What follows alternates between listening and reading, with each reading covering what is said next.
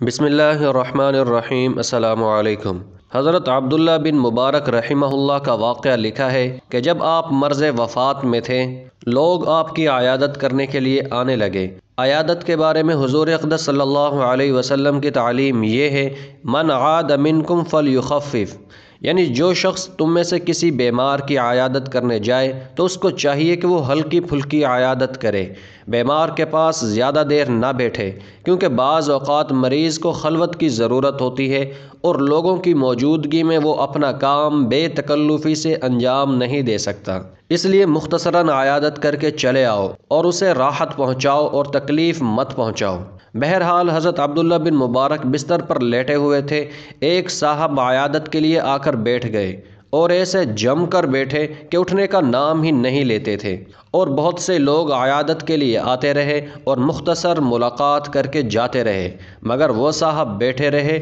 نہ اٹھے۔ اب حضرت عبداللہ بن مبارک اس انتظار میں تھے کہ یہ صاحب چلے جائیں تو خلوت میں بے تکلفی سے اپنی ضروریات کے کچھ کام کر لوں، مگر خود سے اس کو چلے جانے کے لیے بھی کہنا مناسب نہیں سمجھتے تھے۔ جب کافی دیر گزر گئی اور وہ اللہ کا بندہ اٹھنے کا نام ہی نہیں لے رہا تھا تو حضرت عبداللہ بن مبارک نے ان صاحب سے فرمایا، یہ بیماری کی تکلیف تو اپنی جگہ پر ہے، لیکن عیادت کرنے والوں نے علیحدہ پریشان کر رکھا ہے کہ عیادت کے لیے آتے اور پریشان کرتے ہیں۔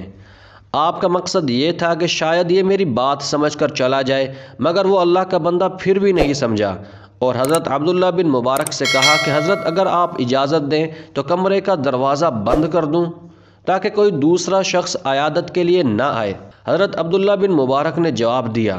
ہاں بھائی بند کر دو، مگر اندر سے بند کرنے کے بجائے باہر سے جا کر بند کر دو۔ بہرحال بعض لوگ ایسے ہوتے ہیں جن کے ساتھ ایسا معاملہ بھی کرنا پڑتا ہے، اس کے بغیر کام نہیں چلتا، لیکن عام حالت میں حتی الامکان یہ کوشش کی جائے کہ دوسرا آدمی یہ محسوس نہ کرے کہ مجھ سے اعراض بڑھتا جا رہا ہے۔ اللہ تعالیٰ اپنی رحمت سے ہم سب کو ان سنتوں پر عمل کرنے کی توفیق عطا فرمائے،